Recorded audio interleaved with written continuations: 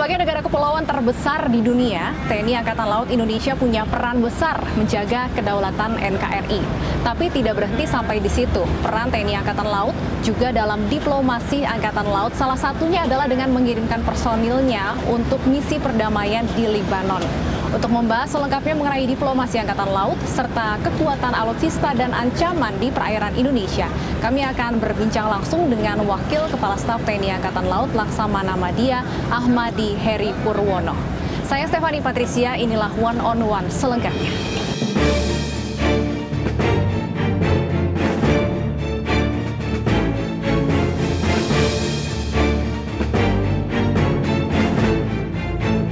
Saya sudah bersama dengan Wakil Kepala Staf TNI Angkatan Laut Laksamana Madya Ahmadi Heri Purwono. Halo Pak Heri, apa kabar? Salam prokes kali ya Pak ya. Oke, Pak Heri, baru saja kita saksikan tadi ya ada pelepasan prajurit TNI yang akan berangkat dalam misi perdamaian ke Libanon. Sebenarnya seperti apa sih keterlibatan dari TNI Angkatan Laut sendiri dalam misi perdamaian ini, Pak Heri? Oke, terima kasih Mbak. Tadi upacaranya adalah upacara pengecekan kesiapan. Mengecekan kesiapan ya. Tadi diyakinkan semua prajurit siap, kapalnya siap. Rencana besok akan dilepas oleh Panglima TNI langsung, rencana besok sore untuk menuju ke daerah operasi. Ini adalah merupakan satuan tugas Maritime Task Force yang ke-28N. Ini merupakan misi diplomasi kita. Kita ingin menunjukkan kepada dunia bahwa kita mampu untuk melaksanakan tugas penjaga perdamaian. Seperti kita pahami bersama bahwa ikut serta dalam usaha perdamaian dunia adalah merupakan tujuan dari bangsa kita yang tercantum di dalam pembukaan Undang-Undang Dasar 45. Ini adalah pelaksanaannya. Di samping itu juga tugas pokok TNI Angkatan Laut diantara adalah melaksanakan diplomasi sesuai dengan diplomasi negara. Ini kita melaksanakan ke sana, mengirimkan KRI Van Kesepo untuk bertugas di Libanon. Tugasnya adalah melaksanakan penyekatan ataupun menjaga perdamaian di daerah konflik di Libanon. Demikian, Pak. Baik, jadi ternyata tugas diplomasi ini memang sudah tercantum ya Pak ya dalam tugas pokok salah satunya dari TNI Angkatan Laut. Tapi sebelum masuk lebih jauh Pak terkait dengan diplomasi Angkatan Laut, masih terkait dengan misi perdamaian ini, tadi saya sempat melihat juga Pak Heri memberikan arahan ya kepada prajurit yang akan berangkat nih Pak. Arahan apa sih Pak tadi yang disampaikan? Agak tegas sepertinya tadi soalnya. Ya betul Pak, jadi sebagai pemimpin saya mewakili Pak Kasal, tentunya saya juga meyakinkan bahwa anak buah saya siap untuk melaksanakan tugas. Saya tekankan lagi, saya cek satu persatu apa tugas kalian di dalam misi ini. Saya betulkan kalau memang mereka belum paham dan sebagainya. Saya juga mengecek yang paling penting adalah mereka paham haknya juga.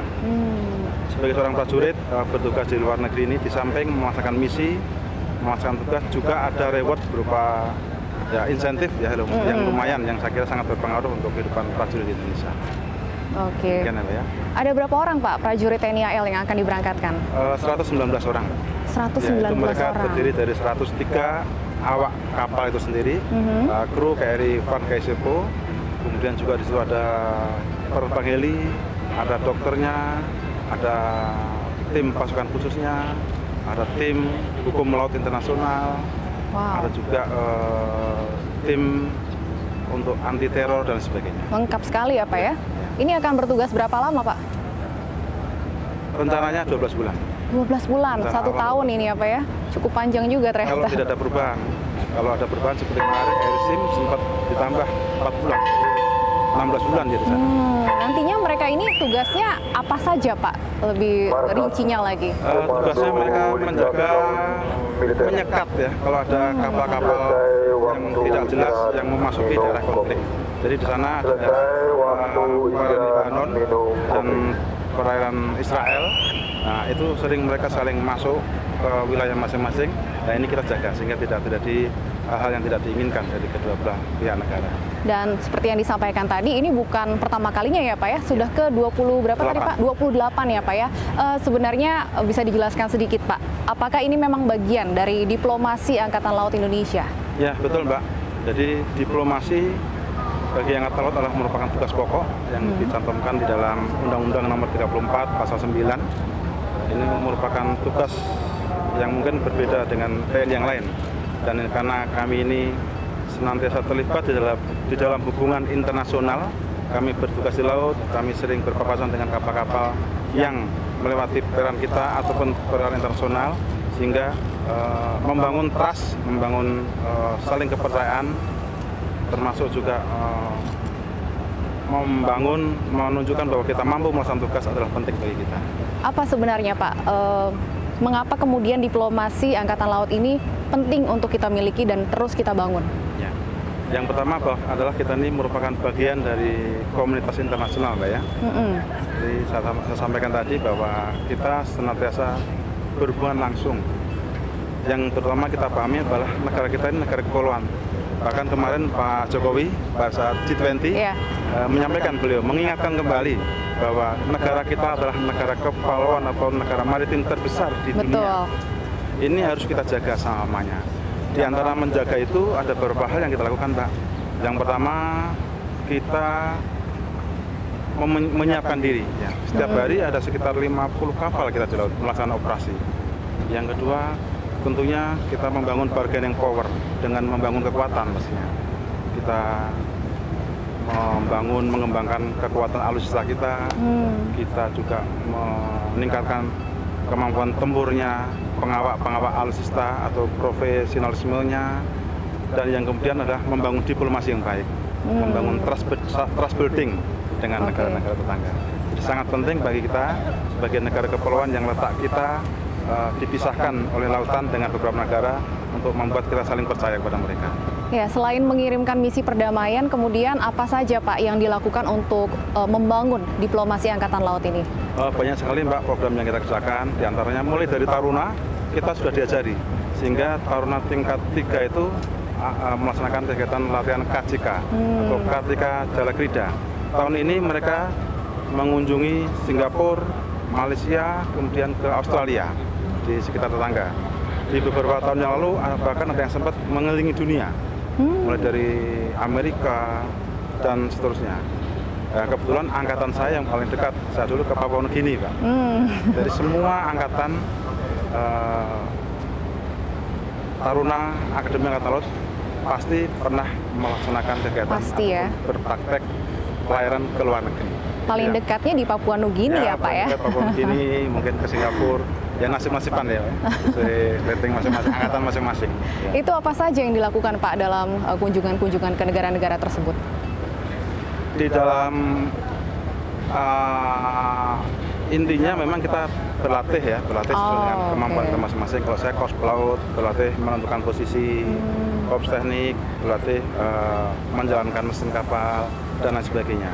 Tetapi di negara-negara tetangga kita pasti akan melakukan berbagai macam kegiatan, diantaranya kirap kota, mengenalkan budaya Indonesia. Oh, termasuk juga lain. Ya, mengenalkan budaya Indonesia pun juga termasuk juga ya dalam tugas. Ini juga membuat tim tari-tarian juga ini. Oh, ya, menarik sekali.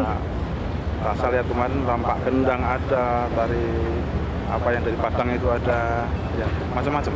Itu kesempatan bagi kita juga kalau mau ke luar negeri mesti bersinergi juga dengan Kementerian Pariwisata, membawa buku-buku tentang Indonesia dan sebagainya. Kita juga ikut promosi budaya Indonesia, sehingga mudah-mudahan juga para turis tertarik datang ke Indonesia. Luar biasa sekali ya, bukan hanya diplomasi Angkatan Laut yang ternyata, tapi juga pariwisata Indonesia pun juga ikut dipromosikan dalam Angkatan Laut ini ya Pak ya. Kalau untuk latihan-latihan gabungan, seperti itu juga sering dilakukan Pak dari Angkatan Laut? Sangat sering Pak, sangat sering sekali ya. Kita baru saja selesai melaksanakan latihan dengan Australia di Pulau Bangka Belitung. Kita melaksanakan kegiatan muibah di luar negeri. Ini kapal saya KRI Diponegoro masih di Jepang, melaksanakan International Fleet Review di Jepang. Apa itu Pak? Pameran bendera, pameran kapal-kapal perang di sana. Beberapa waktu yang lalu juga KRI Gusti Ngurah Rai berlayar ke Hawaii, melaksanakan latihan dengan negara-negara di Amerika sana. Dan alhamdulillah dalam pelaksanaan tugas mereka selalu bisa tampil untuk menunjukkan eksistensinya TNI Angkatan Laut di mata dunia. Artinya saat ini bisa dikatakan seperti apa nih Pak, eksistensi Angkatan Laut di mata dunia internasional, Pak Heri melihatnya seperti apa? Kalau saya lihat kita cukup bangga ya Mbak ya, bahwa negara-negara tentunya melihat kita dari bagaimana kita membangun kekuatan juga. Jadi semakin kita kuat, semakin kita dihargai oleh negara lain. Pastinya kan begitu Mbak ya. Dan saat ini juga mereka sangat menghargai. Kira-kira 3 bulan yang lalu ada forum diskusi atau forum pertemuan kasal-kasal Kepala Staf Angkatan Laut se-ASEAN, dan semuanya hadir di Bali, dipimpin oleh Kepala Staf kita, Kepala Laksamana TNI Yudo Margono. Artinya respon itu menunjukkan bahwa mereka sangat menghargai kita. Baik.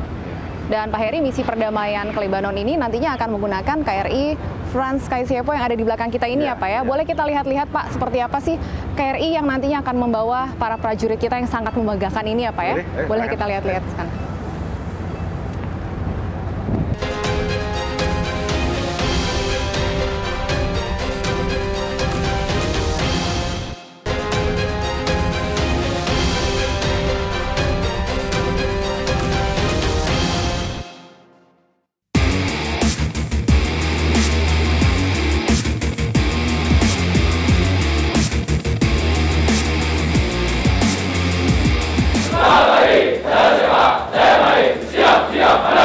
Pemirsa, saat ini saya sudah berada di atas KRI Franz Kaisiepo. Ini adalah KRI yang akan membawa prajurit TNI AL yang sangat membanggakan kita tentunya, yang akan berangkat dalam misi perdamaian menuju Lebanon. Dan saya juga masih ditemani oleh Wakil Kepala Staf Angkatan Laut, Pak Heri. Ini pertama kalinya Pak, saya naik ke KRI Pak. Dan saya bisa lihat ini megah sekali ya Pak ya.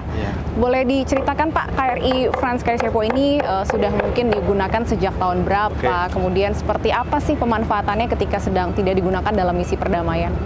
Terima kasih ya Mbak ya. Ini adalah merupakan salah satu kapal kita Corvette jenis Sigma Class. Corvette itu artinya kapal perang kecil kapal perang, ya Pak ya? Ya, multipurpose ya. Oh, multipurpose, oke. Untuk bisa berperang anti kapal permukaan, berperang anti kapal selam, dan anti udara. Jadi dia dilengkapi dengan senjata rudal untuk anti kapal permukaan, kemudian juga ada tetral untuk anti udara, sama torpedo untuk anti kapal selam. Kapal ini datang di Indonesia di tahun 2008 ya. Ini merupakan buatan Diamond Belanda. Ya, kita punya 4. Satunya KRI Franz Kaisiepo ini, ada juga KRI Sultan Iskandar Muda, ada KRI Sultan Hasanuddin, dan KRI Diponegoro. Yang tadi saya sampaikan Diponegoro sedang di Jepang tadi Mbak, melaksanakan misi diplomasi. Artinya sudah hampir 13-14 tahun ya Pak ya? KRI ini bertugas untuk ikut menjaga keutuhan NKRI sepertinya Pak Heri. Kalau sedang tidak dalam misi perdamaian, KRI Franz Kaisiepo ini seperti apa kegunaannya? Kalau tidak sedang melaksanakan misi, tentunya melaksanakan patroli biasa. Ini base-nya di Surabaya nih Mbak. Oh, ini base-nya biasanya di Surabaya. Mereka berangkat dari Surabaya ke Jakarta dan nanti berlanjut ke Lebanon. Atau melaksanakan perawatan dan perbaikan. Ini kan habis dilaksanakan, ini kan ada mesin, ada alat elektronika dan sebagainya. Habis dipakai tentunya harus ada perawatan. Dan di belakang kita juga ini ada, termasuk juga di KRI Franz Kaisiepo ini ada helinya ya Pak ya? Ya, betul. Ini termasuk untuk dalam misi perdamaian juga nantinya? Ya, yang memang disyaratkan bahwa kita membawa helikopter. Ini bisa mampu muat 4 orang di belakang dan 2 orang di depan. Dia punya kemampuan terbang sekitar 1 jam lah ya. 1 jam kemampuan terbangnya. Patroli, membantu misi, nanti akan kembali lagi ke. Dan ini hebatnya Mbak, tidak semua pilot itu mampu untuk landing take off dari dermaga dari kapal. Ini kan cuma sempit nih Mbak. Iya. Sempit tengah laut, mungkin nanti ada ombak-ombak dan sebagainya. Pilot-pilot tengah laut punya kemampuan untuk mereka landing take off di gelacak kapal seperti ini. Ini skillnya khusus lagi ya Pak ya? Ya. Nggak semua pilot bisa nih Pak? Maritime spec ya. Wow, Dan bukan hanya heli dan tadi beberapa persenjataan yang disebutkan Pak Heri. Boleh Pak kalau kita lihat lagi isi dari KRI Franz Kaisiepo ini supaya pemirsa juga tahu nih seperti apa sih KRI yang digunakan untuk membawa prajurit TNI kita baik dalam misi perdamaian maupun juga dalam patroli ya untuk menjaga kedaulatan negara kita. Kita lihat-lihat boleh ya Pak ya? Mari, ayo, silakan. Komandan mana komandan? Komandan.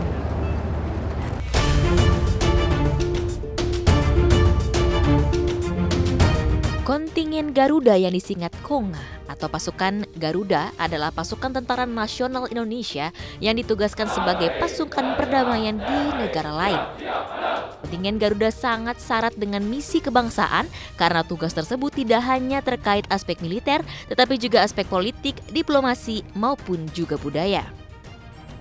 Indonesia mulai turut serta mengirimkan pasukannya sebagai bagian dari pasukan penjaga perdamaian PBB sejak tahun 1957.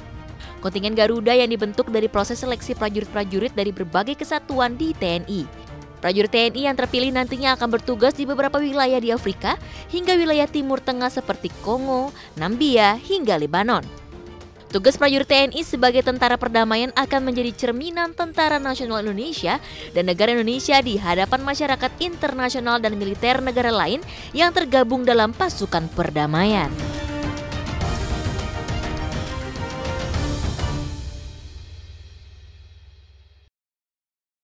Oke, Pak Heri, boleh dijelaskan nih, sekarang kita sudah berada di mana, di ruangan apa, dan apa saja nih fungsi di ruangan ini yang bisa dijelaskan oleh Pak Heri? Oke, terima kasih Mbak ya. Ini sekarang kita berada di Anjungan. Anjungan adalah tempat untuk memberikan komando pada saat kapal berlayar. Jadi kapal berlayar normal, nanti dari sini ke tujuan itu di sini komandan kapal bergantian. Jadi di sini ada yang jaga. Setelah kapal lepas dari pelabuhan, nanti akan dipimpin oleh seorang prajaga di sini. Ini di sinilah tempat kita bernavigasi. Mungkin bisa ini Mbak kita lihat ini adalah kemudi. Jadi kapal gede gini, ini kemudinya kecil ini. Ini kemudi ini jurumudi akan menggerakkan sesuai dengan perintah dari prajaga atau dari komandan. Pak Heri juga bisa mengemudi artinya Pak ya? Saya kan mantan komandan kapal. Ya. Tapi kalau sekarang masih bisa Pak? Kalau kemudi ini yang bertugas bintara tantana. Jadi kita hanya ngomong aja. Kemudi kiri 5, kemudi kanan 5 gitu. Kita lihat depan misalkan ada kapal lain atau ada pulau, lah kita mengkomando dari sini. Berarti di sini harus 24 jam ya Pak ya? Iya, tapi bergantian. Jadi setiap 4 jam sekali. Setiap 4 jam sekali. Angkatan Laut itu sistem menjaganya dibagi menjadi 3 divisi. Divisi ABC ya, atau divisi pagi hari, malam hari, siang hari, larut malam, pagi hari, petang hari, dini hari. Mereka bertiga bergantian terus, sehingga ya tidak capek lah, wajar. Jadi dalam satu hari kita bisa beristirahat 8 jam ya 8 jam. 4 jam jaga, 4 jam dan lain sebagainya, 8 jam istirahat. Karena memang di kapal harus fit kan. Kalau kita ngadapi ombak, ngadapi sebagainya harus alert kan. Harus selalu siaga apa yang ada di depan kita. Itu kalau damai, kalau pas kondisi perang lain lagi. Tidak di sini, jaganya di namanya Pusat Informasi Tempur tadi. Pusat Informasi Tempur, itu yang ada helipadnya Pak? Bukan, yang di bawah. Yang di bawah. Tadi, ya, di sana kita bisa menerima informasi dari alat deteksi kita, dari radar, bermacam-macam radar kita punyai. Ada radar early warning radar, ada radar senjata, ada radar navigasi. Mereka akan memantau, mencari target. Nah, setelah target terpilih berupa nanti suatu titik itu kita akan analisa apakah ini kapal perang, apakah ini kapal dagang, kapal nelayan bisa. Dan dalam kondisi perang, istilah nanti ada organisasi tempur yang berada di sana. Nanti dipimpin oleh komandan kapal, dia akan menentukan ini kapal lawan misalkan. Nah, justru dia akan memberikan komando apa yang harus kita kerjakan. KRI Franz Kaisiepo ini sudah pernah Pak terlibat dalam pertempuran? Ya, belum. Pertempuran sebenarnya kan belum. Kita kan udah lama nggak tempur nih, Pak. Semoga jangan ya, Pak ya. Supaya damai terus. Tapi kalau setiap saat kita harus siap tempur. Harus selalu siap ya, walaupun tidak ada dan harapannya tetap damai. Kalau kita ingin menjadi negara yang bebas, yang merdeka, kita juga harus siap untuk bertempur. Kan gitu prinsipnya. Karena kami ini, mereka ini memang dibentuk untuk menjaga kedaulatan melalui seperti itu. Tidak tempur tapi latihan, kita latihan rutin dilaksanakan. Supaya selalu dalam kondisi siap ya Pak ya? Lalu untuk mendukung kesiapan tadi, apa saja sih Pak fasilitas yang tersedia di KRI Franz Kaisiepo ini? Baik Mbak, jadi kalau kesiapan tempurnya Mbak, jadi saya sampaikan bahwa ini adalah kapal jenis corvette yang mereka bisa multi-function untuk anti kapal permukaan, ada rudal SOC ya, kemudian kita sudah punya meriam 76 mm. Kemudian ada senjata anti udara Tatar ya, tetral ya, tetral. Kemudian juga kita punya torpedo untuk menghancurkan kapal selam lawan. Itu untuk tempurnya. Kemudian untuk fasilitas prajurit, kita ini sebenarnya kalau di normal jumlah anggota kapalnya 103. Di yang normal lah ya. Sehingga kita punya akomodasi juga untuk 103 orang di sini kapal. Juga di sini ada kru perempuan juga nggak? Ada ya? Ada. Berapa orang kira-kira Pak kru perempuannya? 8 orang. 8 orang. 8 orang kru perempuan. Wow, keren. Ya, jadi mereka juga ikut nanti ke. Ikut ke Libanon juga ya Pak ya? Juga. Luar biasa sekali ya. Juga perempuan-perempuan fighter mereka. Biasanya kalau untuk prajurit perempuan ini di bagian apa Pak? Mereka ada di navigasi. Navigasi juga ada ya? Ada di senjata juga. Di senjata juga ada ya? Yang masak malah nggak ada ya? Yang masak malah cowok tadi ya? Ya, yang masak ada 1 orang atasnya. Oke. Kalau untuk kamar dari prajurit tadi ada 103 ya Pak ya? 103. Oke, jadi memang dipastikan supaya siap tempur juga prajuritnya pun harus dalam kondisi yang selalu bisa mendapat istirahatnya cukup, nyaman ya Pak ya? Ya, pastinya begitu Pak. Baik. Kita juga bawa tim kesehatan, jadi setiap prajurit sakit dikit langsung diobati. Karena ini kan ruang tertutup Mbak ya. Jadi kalau misalkan satu flu, wah bahaya nanti yang lain ketularan. Maka harus antisipasi. Baik. Dan biasanya obatnya kata itu cepat sembuh ya. Iya, begitu minum obat langsung sembuh deh. Kata mungkin dosisnya tinggi kali ya. Oke, boleh kita lihat lagi Pak mungkin ke bagian lain dari kapal ini ya Pak ya? Boleh, boleh. Kita lihat dulu. Boleh.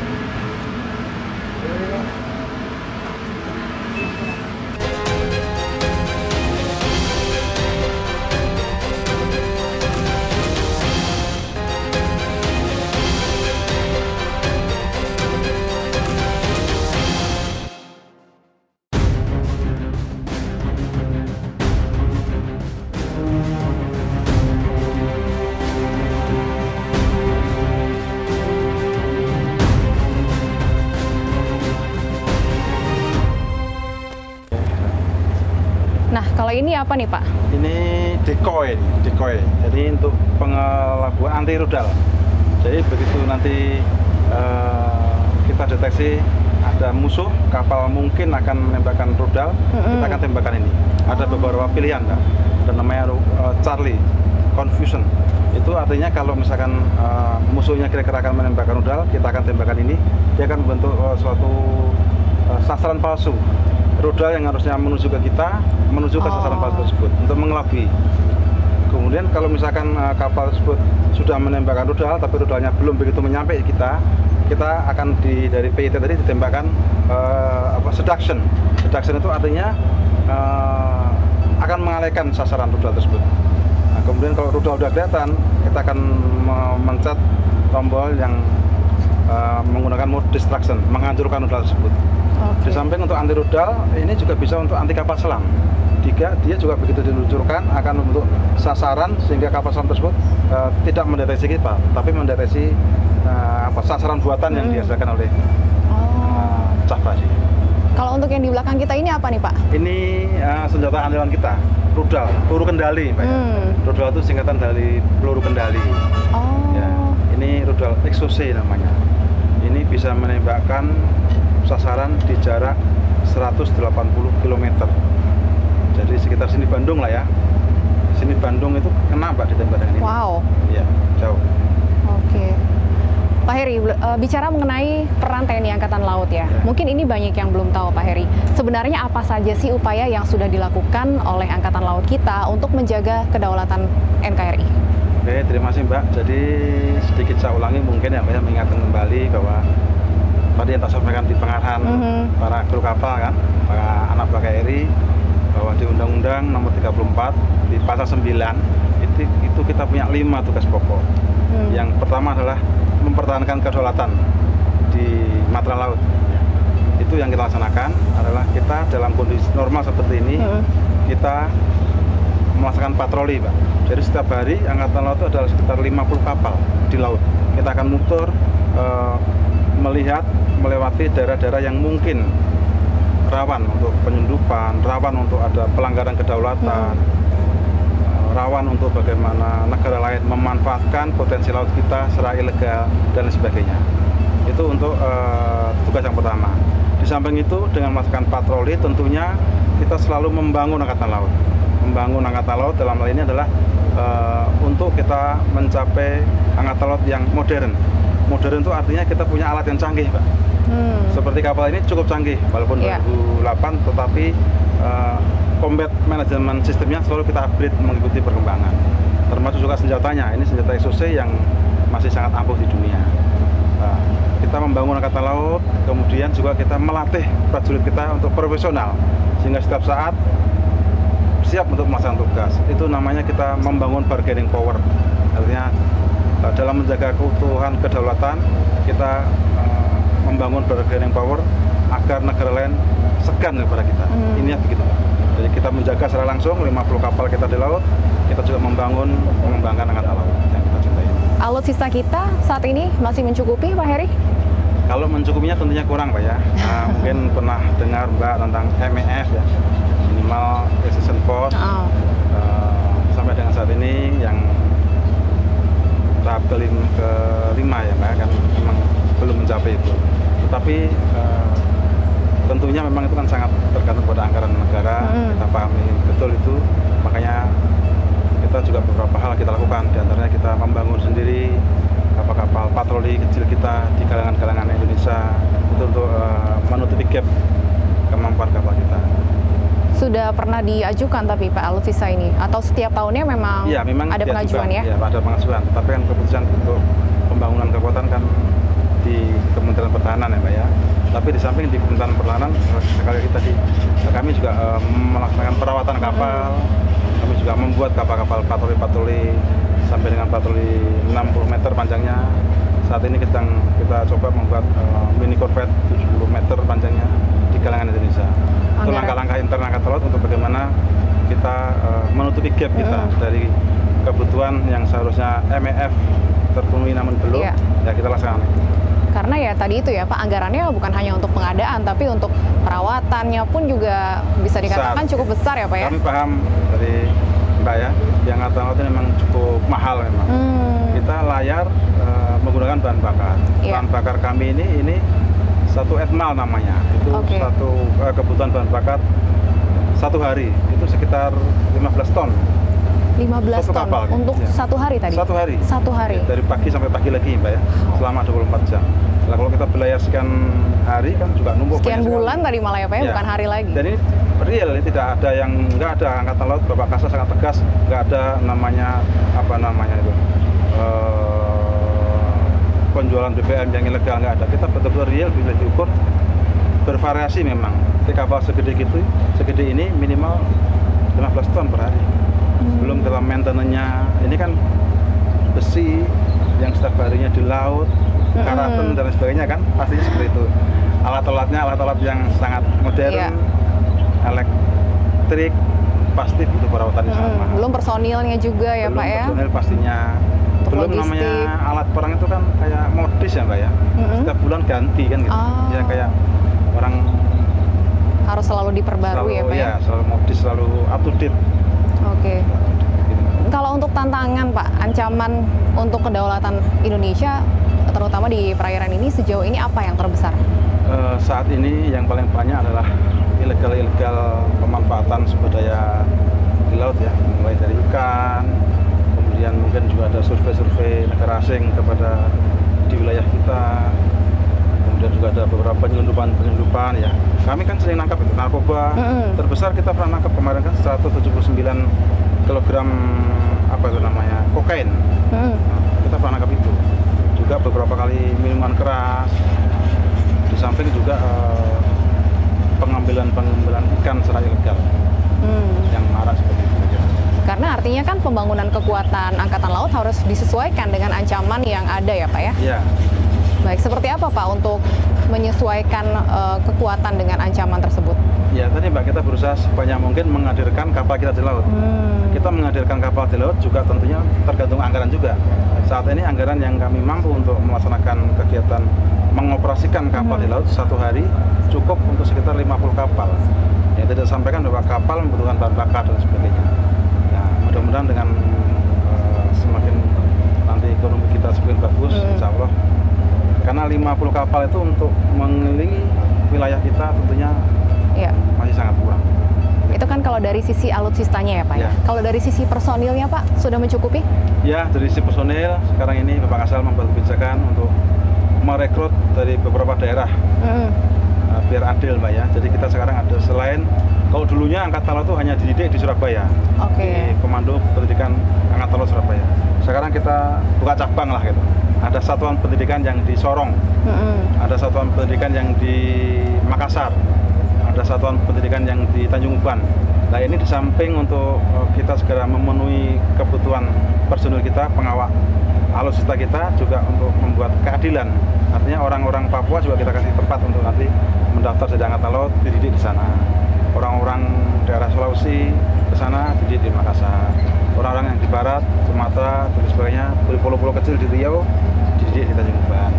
Berarti sekarang personilnya pun juga lebih beragam ya Pak ya, dari 34 provinsi mungkin di Ya, Indonesia ya Pak. Kalau dulu hanya di Surabaya saja. Sebetulnya waktu pendidik di Surabaya pun juga dari berbagai macam. Tapi lebih sedikit bangsa, mungkin ya? Mungkin potensinya, peluangnya kan. Peluangnya lebih orang, sedikit. Ya, orang kan betul. tidak begitu paham dari dana roti sana mau jadi Angkatan Laut kemana, Baik. mungkin nggak ketemu. Begitu kita kasih tahu bahwa sekarang ada satuan pendidikan yang di Sorong, misalkan. Nah, mungkin dia akan melihat lebih dekat, lebih paham. Nah, sehingga harapan kita semua anak bangsa dari berbagai macam suku bangsa yang ada di Indonesia punya peluang yang sama untuk menjadi pengawalnya TNI Angkatan Laut. Baik, Pak Heri, tadi kita sudah bicara mengenai diplomasi Angkatan Laut, mengenai KRI Frans Kasyepo juga, mengenai ketahanan kekuatan dari TNI Angkatan Laut. Saya juga ingin sebenarnya menggali lebih jauh mengenai sosok dari Pak Heri sendiri sebagai Wakasal kita, karena saya yakin juga banyak yang belum mengenal nih sosok Wakil Kepala Staf TNI Angkatan Laut kita. Tapi kita harus jeda terlebih dahulu. Pak Heri, kami akan kembali usai jeda berikut, tetap di One on Terima One. kasih.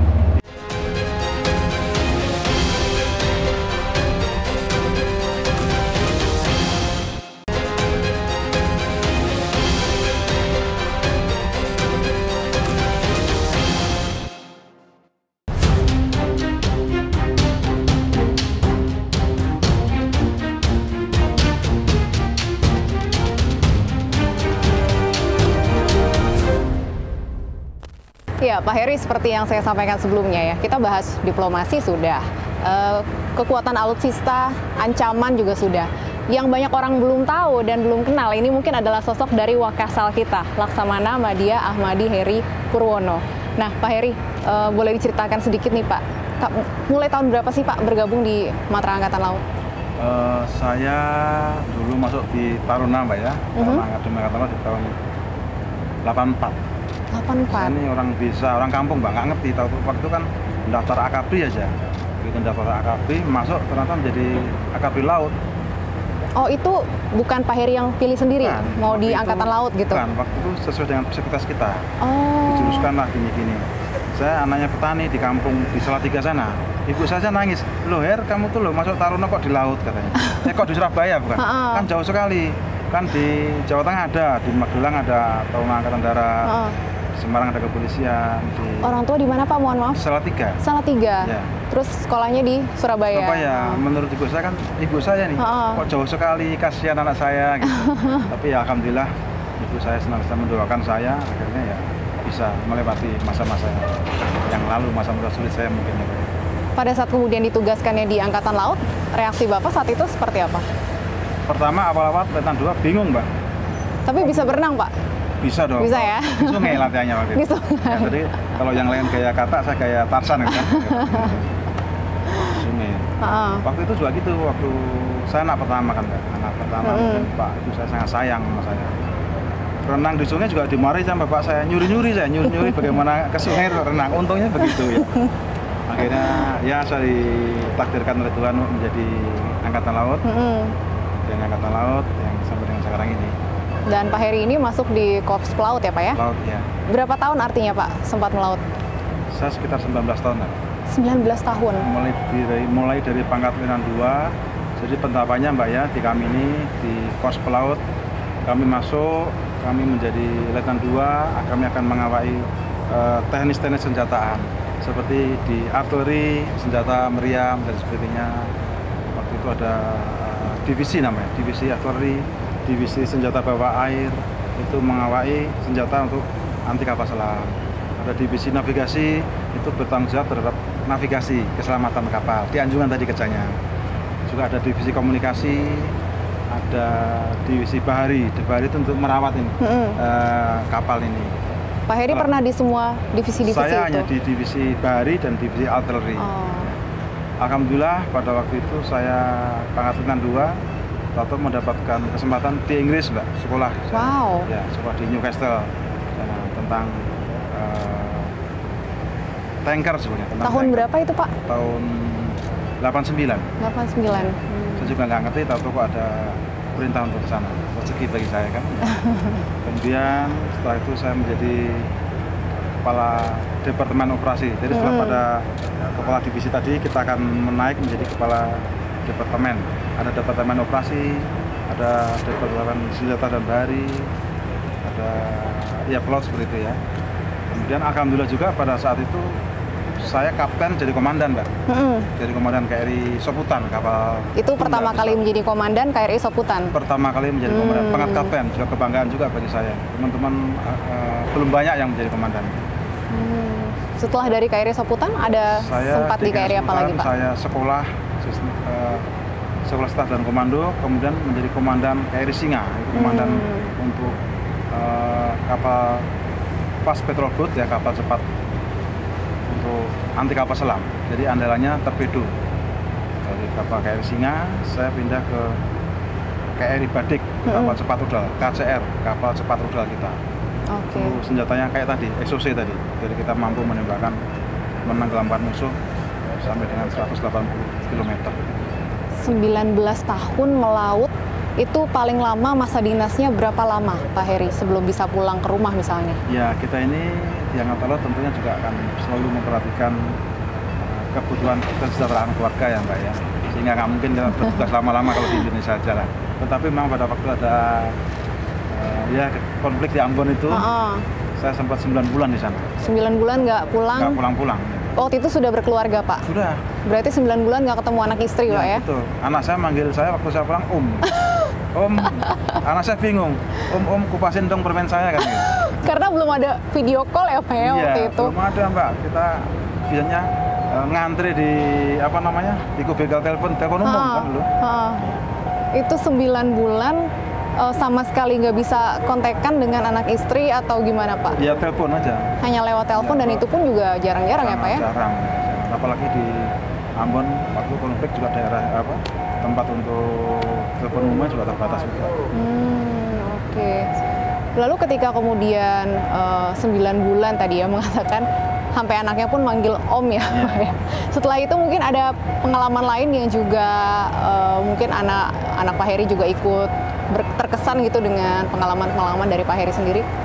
Yang jelas memang saya beberapa kali menjadi komandan kapal ya, Mbak ya. Suatu pride ya, suatu kebanggaan bagi seorang Korwira TNI Angkatan Laut, khususnya Korps Laut ya. Karena di kapal itu kita mandiri, kita memimpin sebuah alutsista, membawa anak buah, membawa kapal, berlayar, melaksanakan tugas, nggak ada orang lain di laut.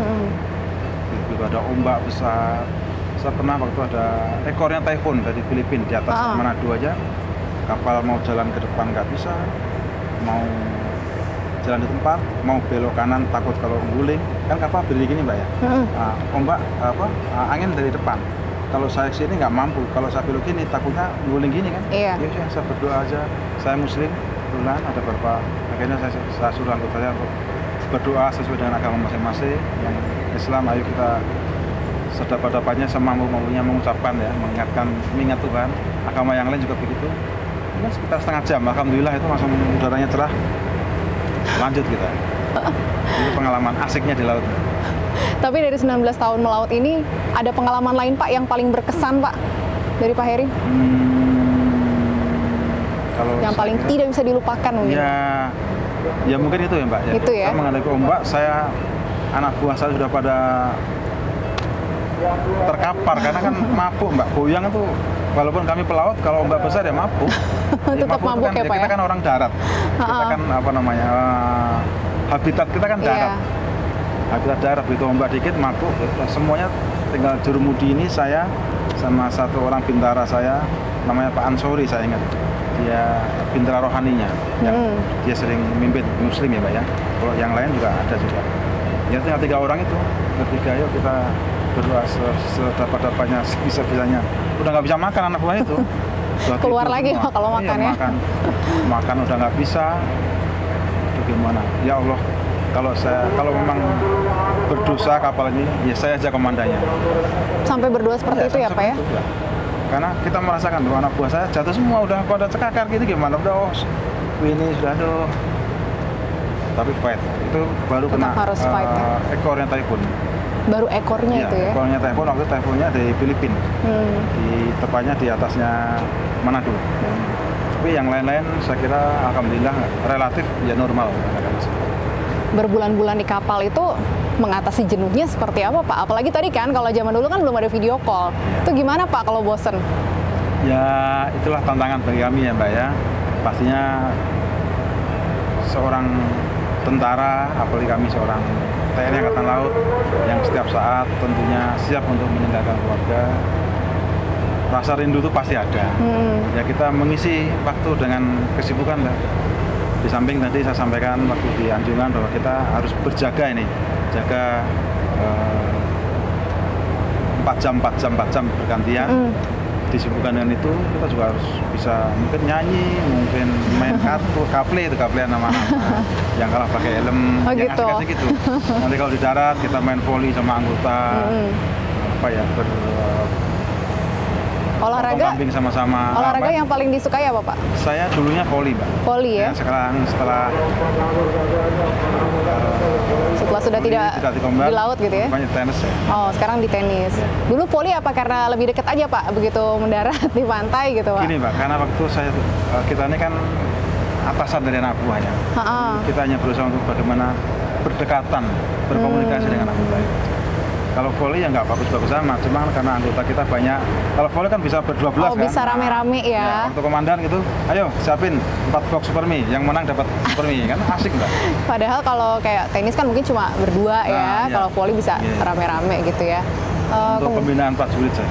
Untuk pembinaan prajurit juga ya. Bagaimana Pak mendekatkan diri dengan pada saat menjadi komandan itu, mendekatkan diri dengan prajurit-prajurit? Saya senantiasa menjalin komunikasi, dengan prajurit.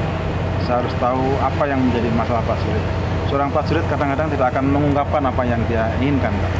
Contohnya misalkan, yang paling krusial orang itu mungkin makan ya Pak, perut. Saya akan sampaikan kepada prajurit bahwa kamu punya hak sekian, ini belanjakan sekian. Ada di sini namanya kepala departemen logistik yang bagian belanja. Selalu saya cek berapa kamu belanjakan, apa wujudnya. Kamu kalau belanja menunya kamu sampaikan kepada anggota yang lain. Apakah anggota lain setuju dengan menu yang kamu masak? Itu paling gampang. Kenapa? Hiburan di laut makan paling gampang yang paling sangat nyaman ya makan aja. Benar-benar. Waktu makan paling ditunggu sepertinya ya Pak. Makan paling ditunggu. Oke, Pak Heri terakhir mungkin ya. Mungkin Pak Heri juga sudah dengar Pak. Saat ini banyak yang sudah mulai menduga-duga nama Pak Heri mulai muncul sebagai calon pengganti Pak Kepala Staf Angkatan Laut yang saat ini sedang dicalonkan menjadi Panglima TNI. Tanggapannya Pak? Kalau saya ini prajurit Pak, dimanapun saya bertugas, saya ikhlas saja mana yang terbaik untuk bangsa dan negara. Kalau menduga-duga saya tidak mau menduga-duga deh. Kita hanya prajurit, kita hanya siap melaksanakan tugas, siap melaksanakan tugas yang terbaik karena itu adalah wujud syukur dari Tuhan Yang Maha Kuasa. Lillahi ta'ala saja. Kalau saya seperti itu. Siap ya Pak dengan tugas dimanapun dan kapanpun ya Pak ya? Siap bertugas dimanapun kapanpun. Baik. Karena tugas itu bagi saya adalah amanah. Tugas dan jabatan itu amanah. Saya dengan bintang 3 seperti ini, saya orang kampung di Solotigo sana nggak pernah lihat laut. Suatu hal yang sangat luar biasa. Artinya saya harus bersyukur, saya harus paham betul bahwa tugas tanggung jawab adalah di atas segalanya. Jauh dari keinginan, jauh dari hal-hal yang bersifat pribadi. Insya Allah. Fight saya melaksanakan tugas. Saya dipercaya oleh Pak Kasal menjadi Wakasal, saya laksanakan Wakasal yang terbaik. Saya ingin bersama-sama beliau membangun angkatan laut sebaik-baiknya. Baik. Pak Heri, terima kasih banyak sudah meluangkan waktu bersama kami hari ini. Semoga sehat selalu Pak. Dan tadi ya selalu siap dengan tugas dimanapun dan kapanpun. Terima kasih banyak Pak Heri. Semoga semakin sukses. Sehat selalu Pak. Boleh kita tos lagi. Amin. Terima kasih Mbak. Semoga sukses selalu. Amin.